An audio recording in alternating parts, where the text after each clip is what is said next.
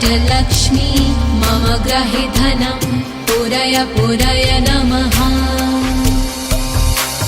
ॐ ह्रीं श्रीं क्लीं श्रीं कुबेराय अष्टलक्ष्मी मम ग्रहे धनं पुरय पुरय नमः।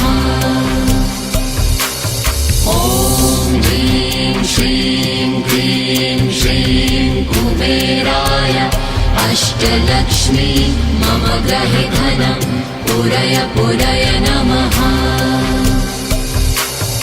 ॐ ह्रीं श्रीं क्लीं श्रीं कुबेराय अष्टलक्ष्मी मम ग्रहे धनं पुरय पुरय नमः।